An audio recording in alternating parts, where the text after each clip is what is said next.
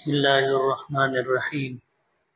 عن أبي هريرة رضي الله تعالى عنه أن رسول الله صلى الله عليه وسلم قال: يتعاقبون فيكم ملائكة بالليل وملائكة بالنهار ويجتمعون في صلاة العصر وصلاة الفجر ثم يعرض الذين باتوا فيكم فيسألوهم وهو عالم بهم كيف تركتم عبادي فيقولون تركناهم وهم يصلون وآتيناهم وهم يصلون. ترجمہ: حضرت ابو ہریرہ رضی اللہ تعالی عنہ کی روایت ہے کہ نبی کریم صلی اللہ علیہ وسلم نے فرمایا کہ تمہارے پاس باری باری آتے ہیں رات کے فرشتے اور دن کے فرشتے، اور سب عصر اور فجر کی نماز میں جمع ہوتے ہیں. پھر وہ فرشتے اوپر چلے جاتے ہیں جنہوں نے تمہارے پاس رات گزاری ہے، تو اللہ تعالیٰ جو ان کو خوب جانتے ہیں پوچھتے ہیں کہ تم نے میرے بندوں کو کس حال میں چھوڑا ہے. وہ کہتے ہیں کہ ہم نے ان کو نماز پڑھتے ہوئے چھوڑا ہے، اور جب ہم ان کے پاس گئے تھے جب بھی وہ لوگ نماز پڑھ رہے تھے.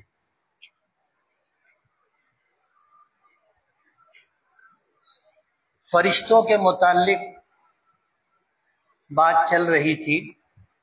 قرآن کریم کی کئی آیتیں جو پچھلے ہفتے سے پہلے پیوستہ ہفتے میں ہم نے اس پر گفتگو کی تھی.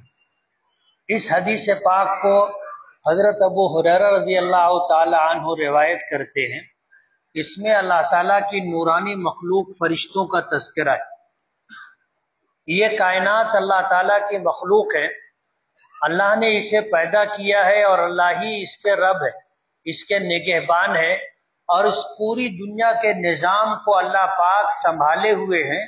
اور اللہ تعالیٰ کی غیبی مخلوق جو ہمیں نظر نہیں آتی، اللہ کے فرشتے اللہ تعالیٰ کے اس نظام کو قائم رکھے ہوئے ہیں اور دی گئی ذمہ داریوں کو پورا کرتے ہیں.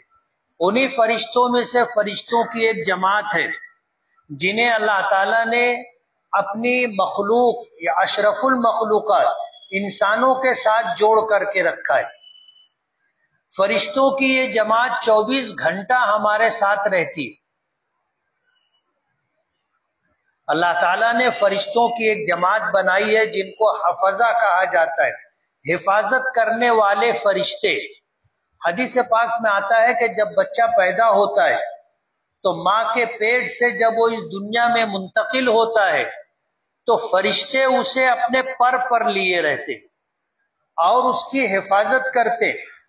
حدیث پاک میں یہ بھی آتا ہے کہ جب بچہ پیدا ہوتا ہے تو وہ یکدم چیخ کر کے روتا ہے، اور اس کے رونے کی وجہ نبی کریم صلی اللہ علیہ وسلم نے یہ بتائی کہ انسانوں کا ازلی دشمن شیطان جب بچہ پیدا ہوتا ہے تو اسے کچوکا لگاتا ہے، جس کی تکلیف سے بچہ چلا کر کے روتا ہے. یہ تو اس کے رونے کی وجہ ہے. اور سبب کے درجے میں یہ ہوتا ہے کہ جب یہ بچہ روتا ہے تو اس کے رونے کی وجہ سے اس کے سانس کا نظام قائم ہوتا ہے. پھیپھڑے اپنا کام کرنا شروع کر دیتے ہیں، اور پھر بچہ روتا ہے تو پھیپھڑے مکمل طور پر کام کرتے ہیں. پھر وہ تیزی میں سانس بھی لیتا ہے اور سانس خارج بھی کرتا ہے.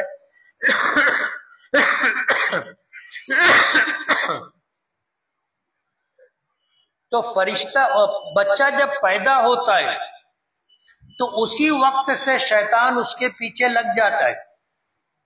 لیکن اللہ تعالیٰ نے فرشتوں کی ایک جماعت رکھی ہے جو بچے کی پیدائش سے لے کر کے موت تک اس کی حفاظت کرتے رہتی. ہم 24 گھنٹہ لوگوں کے درمیان رہیں، ساتھ میں رہیں، ایسا نہیں ہوتا. بہت سارے مواقع ایسے ہوتے ہیں کہ ہم اکیلے ہوتے، تنہا ہوتے ہیں. کبھی ہم باتھ روم میں ہوتے ہیں، کبھی لیٹرین میں ہوتے ہیں، کبھی اپنے کمرے میں ہوتے ہیں، کبھی اکیلے کہیں آ رہے جا رہے ہوتے ہیں، اور اس راستے پر ہمارے ساتھ کوئی ہمارا ساتھی نہیں ہوتا. تو شیطان تو ہمارا ازلی دشمن ہے، اور اس کو اللہ نے وہ قوت اور تصرفات دیے ہیں کہ اگر وہ ہمیں ہلاک کرنا چاہے تو ہلاک کر سکتا ہے. جیسے کبھی ایسا ہوتا ہے کہ انسان اکیلا ہو تو اس کے انسانی دشمن اس کو قتل کر دیتے ہیں، اس کو اذیت اور تکلیف دیتے ہیں. تو شیطان کو جو ہے اللہ تعالیٰ نے انسانوں سے زیادہ قوت عطا کی ہے. ہمارے تنہا ہونے پر وہ ہمارے ساتھ انسانی دشمنوں سے بھی زیادہ تکلیف دہ ہو سکتا ہے. لیکن اللہ تعالیٰ نے فرشتوں کی ایک جماعت رکھی ہے، حفظہ جنہیں کہا جاتا ہے، حفاظت کرنے والے فرشتے، وہ ہمارے ساتھ 24 گھنٹہ رہتے. اللہ تعالیٰ نے فرشتوں کی الگ الگ جماعتیں ہمارے ساتھ رکھی. 2 فرشتے ہوتے ہیں جن کا پیچھے تذکرہ ہوا کہ وہ نیک اعمال اور اعمال بد لکھنے پر مامور ہوتے ہیں، جس کو کرامن کاتبین کہا جاتا ہے. وہ ہمارے اعمال لکھتے ہیں، ہماری زبان سے نکلی ہوئی باتوں کو لکھتے ہیں، نیکیوں کو بھی لکھتے ہیں، گناہوں کو بھی لکھتے ہیں. فرشتوں کی ایک جماعت ایسی ہوتی ہے جو ہمارے ساتھ دن کا وقت گزارتی اور ہمارے ساتھ ساری رات گزارتی. اس حدیث پاک میں حضرت ابو ہریرہ فرماتے ہیں کہ نبی کریم صلی اللہ علیہ وسلم نے فرمایا کہ فرشتوں کی ایک جماعت ہے جو رات تمہارے ساتھ گزارتی ہے اور ایک جماعت ہے جو دن تمہارے ساتھ گزارتی، اور ان کی ڈیوٹی ہوتی ہے. اور یہ دونوں جماعتیں فجر کی نماز میں اور عصر کی نماز میں اکٹھا ہوتی. جب فجر کی نماز کا وقت ہوتا ہے تو رات جن فرشتوں نے ہمارے ساتھ گزاری تھی وہ بھی فجر کی نماز میں رہتے ہیں، اور جو فرشتے دن میں ہمارے ساتھ رہیں گے وہ بھی فجر کی نماز میں آ جاتے. اور جب فجر کی نماز ہو جاتی ہے تو وہ فرشتے جو ہمارے ساتھ رات بھر رہے وہ چلے جاتے، اور وہ جماعت جو دن میں ہمارے ساتھ رہے گی وہ ہمارے ساتھ رہتی ہے. اور جب عصر کی نماز ہوتی ہے تو عصر کی نماز میں فرشتوں کی وہ جماعت پھر آ جاتی ہے جن کو ہمارے ساتھ رات گزارنا ہوتی ہے. تو فرشتوں کی جب یہ جماعت واپس جاتی ہے اللہ کی بارگاہ میں تو اللہ پاک ان سے پوچھتے ہیں کہ تم نے جن کے ساتھ رات گزاری ہے تم نے انہیں کس حال میں چھوڑا، کس حال میں چھوڑا؟ تو وہ فرشتے کہتے ہیں کہ ہم نے ان کو اس حال میں چھوڑا کہ وہ نماز پڑھ رہے تھے، اور جب ہم ان کے پاس گئے تھے تو بھی وہ لوگ نماز پڑھ رہے تھے.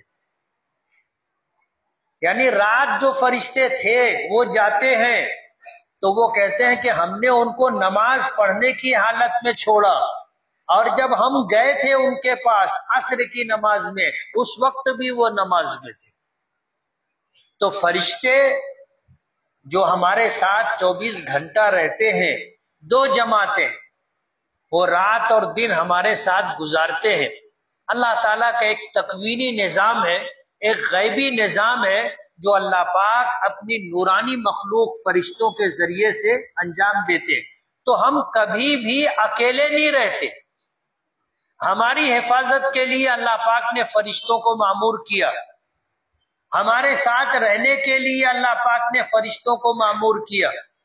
جب آدمی نیک اعمال کرتا ہے تو یہ نورانی مخلوق ہم سے مانوس ہو جاتی ہے، اور پھر وہ فرشتے ہم سے انسیت، محبت اور تعلق رکھتے ہیں. لیکن جب ہم گناہ کرتے ہیں تو یہ فرشتے ہم سے دور ہو جاتے. گناہوں کی نحوست اور بدبو ایسی ہوتی ہے کہ ان فرشتوں کا ہمارے ساتھ رہنا مشکل ہو جاتا ہے. لیکن جو لوگ عبادات میں، طاعات میں، ذکر میں، قرآن کریم کی تلاوت میں، نیکیوں کے ساتھ اپنا وقت گزارتے ہیں تو یہ چیز فرشتوں کو محبوب ہوتی ہے، ان کو اچھی لگتی ہے. تو یہ فرشتے بھی ہم سے مانوس ہو جاتے ہیں اور پھر ہمارے لیے وہ دعا بھی کرتے رہتے ہیں.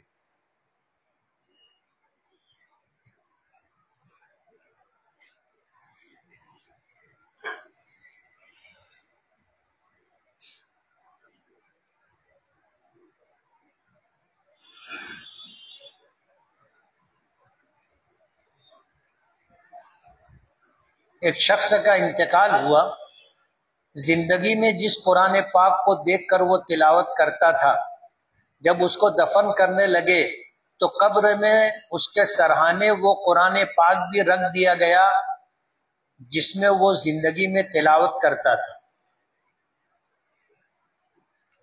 اس واقعے کا میں عینی شاہد ہوں، یعنی میں نے دیکھا ایسا کرتے ہوئے۔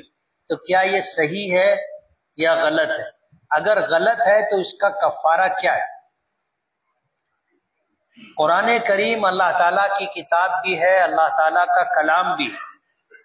آسمانی کتابوں میں قرآن کریم وہ واحد اللہ کی کتاب ہے جس کی تلاوت اللہ پاک نے خود بھی کی۔ حدیث پاک میں آتا ہے کہ قرآن کریم کی جن آیات اور سورتوں کا نزول ہوتا تھا اللہ پاک اس کی تلاوت کرتے تھے، حضرت جبرائیل سنتے تھے، اور حضرت جبرائیل سن کر کے آتے تھے، آ کر نبی کریم صلی اللہ علیہ وسلم کے سامنے پڑھا کرتے تھے، تلاوت کیا کرتے تھے، اور اسے سن کر کے نبی کریم صلی اللہ علیہ وسلم اسے یاد کرنے کی کوشش کرتے تھے۔ اور اس معاملے میں آپ کا عمل یہ تھا کہ آپ جبرائیل کے پڑھنے کے ساتھ پڑھنے لگتے تھے۔ اللہ پاک نے منع کیا کہ آپ ایسا مت کرو۔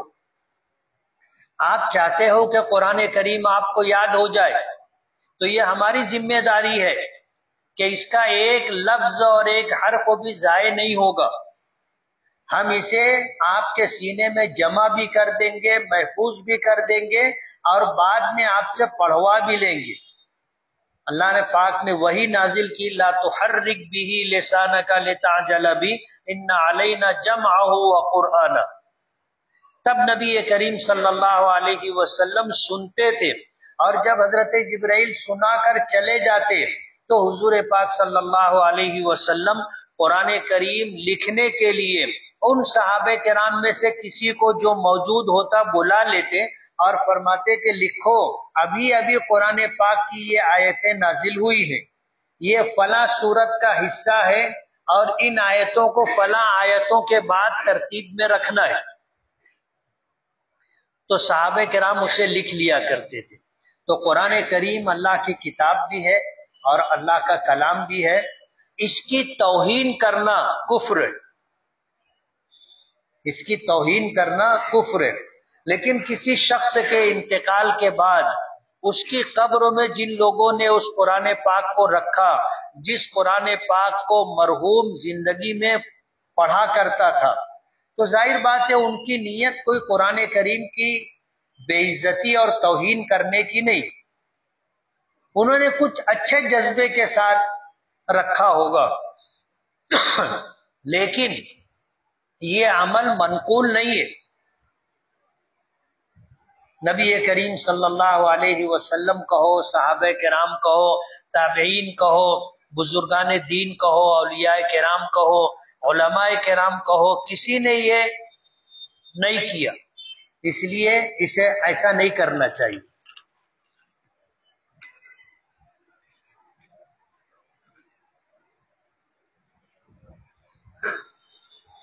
ہمارے کچھ گھریلو معاملات ہیں، ہم نے اس کے حل کے لیے جمعیت علماء کے دفتر میں عرضی دی ہے، 3 ماہ ہو گئے۔ گھر کے تمام لوگ دفتر جب بلایا ہم حاضر ہوئے، اس میں ایک بھائی نہیں آتا۔ اب ہم آپ سے ملاقات کرنا چاہتے ہیں، ملاقات کا وقت دیں۔ ظاہر بات ہے پنچایتی معاملہ ہے، اب اگر جن کا معاملہ ہے وہ آ کر مل بھی لیں گے اور ایک بھائی نہیں آتا تو مسئلہ کیسے حل ہوگا؟ ظاہر بات ہے مسئلے کے حل کے لیے سب کا راضی ہونا ضروری ہے۔ شیئر مارکیٹ میں پیسہ انویسٹ کرنا کیسا ہے اور اس سے جو آمدنی ہو اس کا استعمال کرنا کیسا ہے؟ شیئر مارکیٹ میں تمام کاروبار جائز ہو ایسا بھی ضروری نہیں ہے، اور تمام کاروبار ناجائز ہو ایسا بھی ضروری نہیں۔ آپ علماء کرام سے تحقیق کریں، جن کاروبار کو شریعت نے حلال قرار دیا ہے اس میں آپ پیسہ انویسٹ کر کے شریک اور پارٹنر بن سکتے ہیں، اور جو اس سے آمدنی ہوگی اس کا استعمال جائز ہوگا۔ لیکن ایسا کاروبار جو شریعت کی نظر میں جائز اور حلال نہیں ہے، ایسے کاروبار میں انویسٹ کرنا درست نہیں۔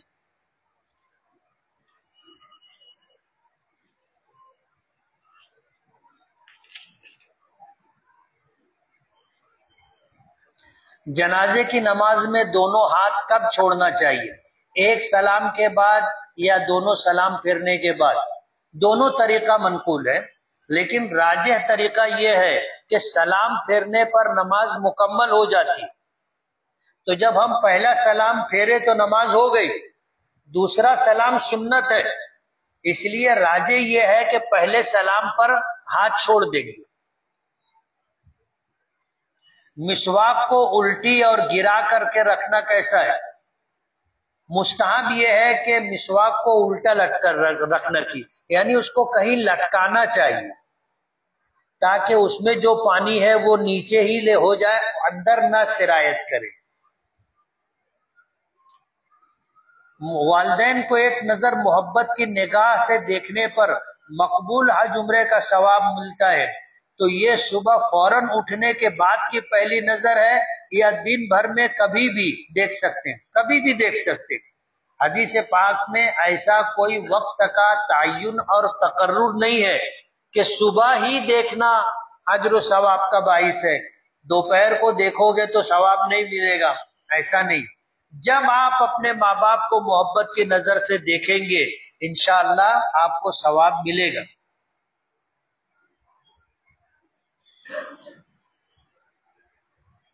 آج کے معاشرے میں زنا اور لواطت عام ہو گئی ہے، اس کا عذاب بتائیے اور اس سے کیسے بچیں؟ نبی کریم صلی اللہ علیہ وسلم جب معراج میں تشریف لے گئے تھے تو آپ کو جنت اور جہنم دونوں دکھائی گئی تھی۔ جہنم میں آپ کو یہ دکھایا گیا تھا کہ ایک آگ کا تنور ہے جس میں ننگے مرد اور ننگی عورتیں ہیں، اور آگ بھڑکتی ہے تو آگ کے بھڑکنے کے ساتھ وہ اوپر تک آتے، آگ ان کو اوپر تک اٹھا کے لاتی ہے، پھر جب وہ آگ نیچے بیٹھتی ہے تو پھر اندر گر جاتے، اور یہ بتایا گیا کہ یہ زنا کرنے والے مرد اور زنا کرنے والی عورتیں۔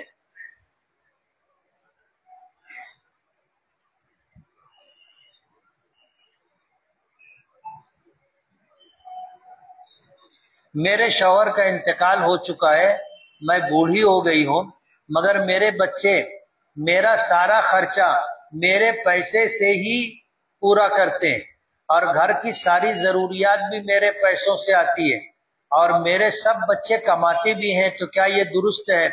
درست ہے اگر آپ کی رضامندی ہے تو، اور اگر وہ لوگ اپنی کمائی اپنے پاس رکھتے اور ماں کی کمائی کہو یا ماں کے کاروبار سے آمدنی کہو یا ماں کا جو بچا ہوا جمع شدہ پیسہ ہے اس کا استعمال کرنا کہو، اگر ماں کی مرضی ہے تو کوئی بات نہیں، اور اگر مرضی نہیں ہے تو ایسا کرنے والے بچے جواب دہ ہوں گے۔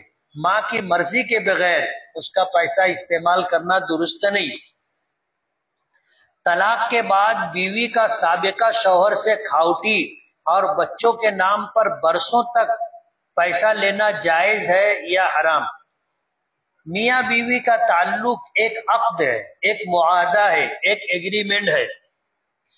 جب تک نکاح رہے گا شوہر بیوی کے سارے خرچوں کا ذمہ دار ہے، اور جب یہ ایگریمنٹ باقی نہیں رہا، طلاق کے ذریعے یہ معاملہ ختم ہو گیا، تو اب بیوی کا عدت تک تو اپنے شوہر سے خرچہ لینا جائز ہے، درست ہے، اور شریعت نے یہ نفقہ مقرر کیا ہے۔ وجہ اس کی یہ ہے کہ عدت گزرنے تک یہ عورت کسی دوسرے مرد سے نکاح نہیں کر سکتی، تمہارے نکاح کی وجہ سے شریعت نے اس کو روک رکھا ہے، شریعت نے روک رکھا ہے۔ تو جب تک عدت پوری نہیں ہو جاتی اس کا خرچہ شوہر کے ذمے ہے، لیکن جب عدت پوری ہو گئی تو اب اس کے بعد شوہر اپنا خرچہ شوہر سے نہیں لے سکتی، یہ شریعت کا حکم ہے۔ لیکن ملکی قانون میں کھاوٹی کے نام پر ایک ایسا قانون ہے جس کی وجہ سے طلاق کے بعد بھی، عدت ختم ہو جانے کے بعد بھی شوہر کو خرچہ دینا پڑتا ہے۔ بیوی کے لیے یہ خرچہ لینا جائز نہیں ہے۔ عدت کے بعد کھاوٹی کے نام پر بیوی کا کورٹ کے ذریعے اپنے سابقہ شوہر سے ماہانہ خرچہ کھاوٹی کے نام پر لینا جائز نہیں۔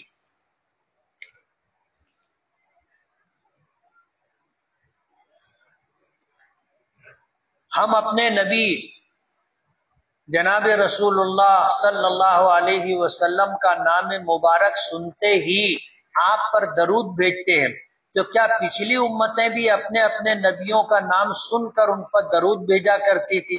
غالباً یہ حکم تھا، صراحت کے ساتھ مجھے معلوم نہیں، لیکن قرآن کریم میں اللہ پاک کا حکم ہے، ان اللہ وملائکتہ یصلون علی النبی، کہ بے شک اللہ اور اس کے فرشتے نبی کریم صلی اللہ علیہ وسلم پر درود بھیجتے ہیں۔ اس لیے اے ایمان والو، تم بھی اپنے نبی پر درود بھیجا کرو۔ ہمیں حکم دیا گیا کہ صلو علیہ وسلموا تسلیما، کہ تم بھی صلاۃ و سلام بھیجا کرو۔ نبی کریم صلی اللہ علیہ وسلم کے ہم پر بے شمار احسانات، اس لیے علماء کا متفقہ فیصلہ ہے کہ نبی کریم صلی اللہ علیہ وسلم کا نام مبارک آئے، ہم نے سنا تو ہم بھی درود بھیجیں، اور سب سے مختصر درود ہے صلی اللہ علیہ وسلم۔ ایک مجلس میں علماء کہتے ہیں کہ ایک مرتبہ 10 مرتبہ حضور کا نام آیا اور ایک مرتبہ درود بھیجنا واجب ہے، اور ہر مرتبہ درود بھیجنا اپنے لیے خیر و برکت کا باعث ہے۔ اب بعض علماء فرماتے ہیں کہ جب جب حضور کا نام نامی آئے گا ہر مرتبہ درود بھیجنا واجب ہے۔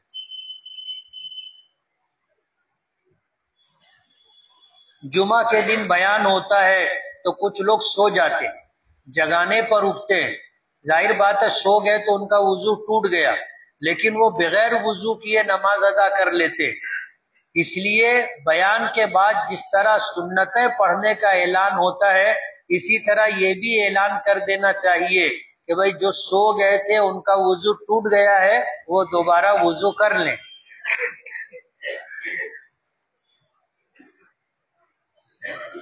تمام مصلیان کی رائے نہ لیتے ہوئے کچھ مخصوص لوگ خفیہ میٹنگ کر کے مسجد کے ٹرسٹیان کے لیے نام منتخب کر لیتے ہیں، تو کیا اس طرح عام نمازیوں سے مشورے کے بغیر ٹرسٹی مسلط کیا جا سکتا ہے کیا؟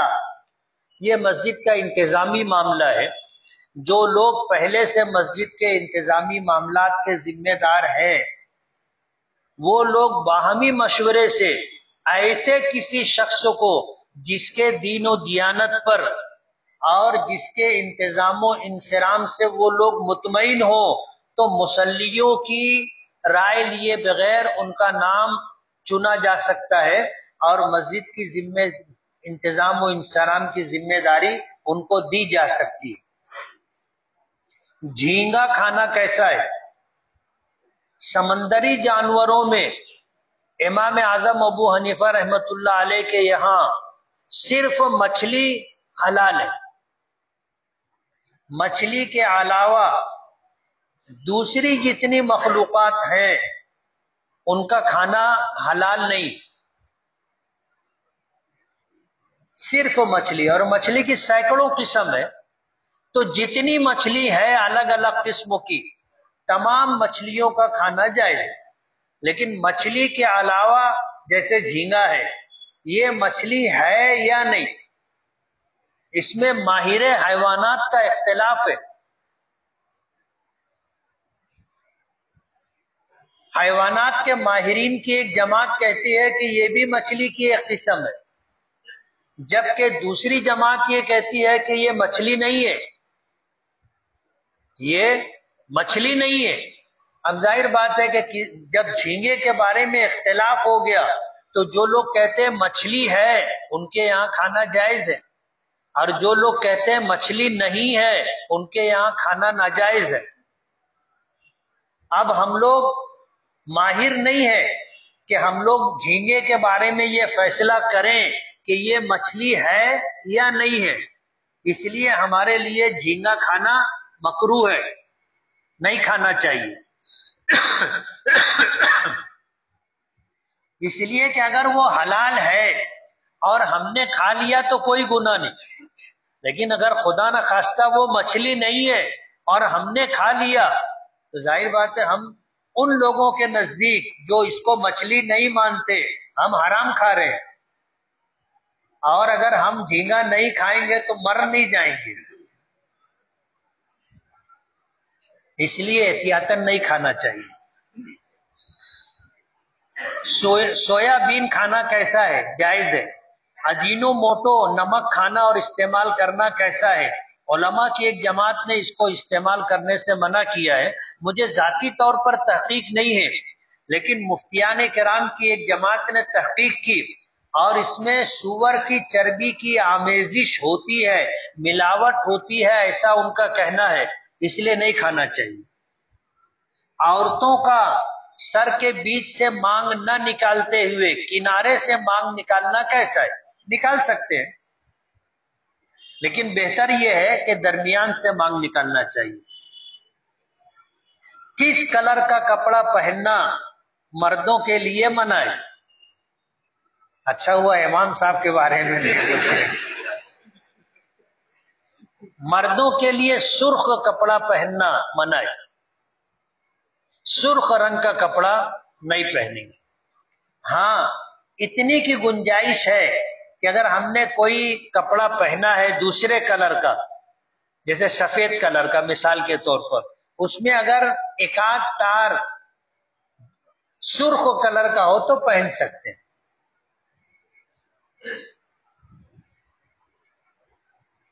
کسی مریض کو اگر خون کی ضرورت ہے تو کیا اسے خون دے سکتے ہیں؟ دے سکتے ہیں۔ یہ ضرورت ہے، اگر کسی کی جان بچانے کے لیے خون دینا ضروری ہے تو جتنے خون کی ضرورت ہے اتنا خون دے سکتے ہیں۔ ہر جمعہ اپنے والدین کی قبروں کی زیارت کے لیے جانا اور ان کے لیے مغفرت کی دعا کرنا کیسا ہے؟ کرنا چاہیے۔ کم سے کم ہفتے میں ایک مرتبہ، اور جمعہ کا دن زیادہ بہتر ہے۔ اپنے والدین کی قبروں پر، اپنے متعلقین کی قبروں پر جانا چاہیے۔ ایک زمانہ تھا کہ نبی کریم صلی اللہ علیہ وسلم نے قبروں پر جانے سے منع کیا تھا۔ وجہ اس کی یہ تھی کہ لوگ قبروں پر جا کر وہ کام کرتے تھے جو کام شرعاً جائز نہیں تھا، حضور نے منع فرمایا تھا۔ حدیث پاک میں آتا ہے کنت نہیتکم عن زیارت القبور، کہ میں نے تمہیں قبروں کی زیارت کرنے سے منع کیا تھا۔ پھر فرمایا الا فزوروها، سنو اب قبروں کی زیارت کیا کرو۔ آدمی قبرستان آتا جاتا ہے تو اسے اپنی آخرت کا استحضار اور موت کا استحضار ہوتا ہے کہ ایک وقت آئے گا تو مجھے بھی آنا ہے، اس لیے قبرستان جانا آنا چاہیے۔ جنازے کی نماز میں مقتدی امام کے تابع ہوتا ہے تو امام کے پیچھے ثنا، پھر درود شریف، پھر بالغ یا نابالغ بچہ بچی یا مرد عورت کی دعا پڑھنا ہے یا نہیں؟ پڑھا جائے گا۔ امام کے لیے بھی ضروری ہے، مقتدی کے لیے بھی ضروری ہے۔ جنازے کی نماز میں چاروں تکبیر فرض ہے، چاروں تکبیر فرض ہے، لیکن ثنا پڑھنا، درود پاک پڑھنا اور دعا پڑھنا فرض نہیں۔ اگر نہیں بھی پڑھیں گے تو نماز ہو جائے گی۔ ذکر جہری جو مشائخ کراتے ہیں اس کی دلیل کیا ہے؟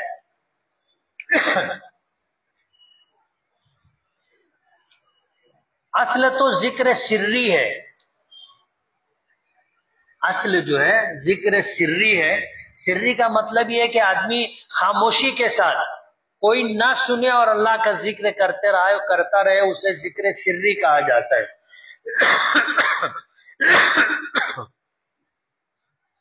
دل کی صفائی کے لیے اور اجتماع قلبی کے لیے، یکسوئی کے لیے کہ ذہن نہ بھٹکے، ذکر جہری کی بھی اجازت ہے، کر سکتے ہیں۔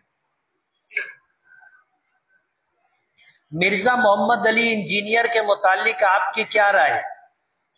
یہ شخص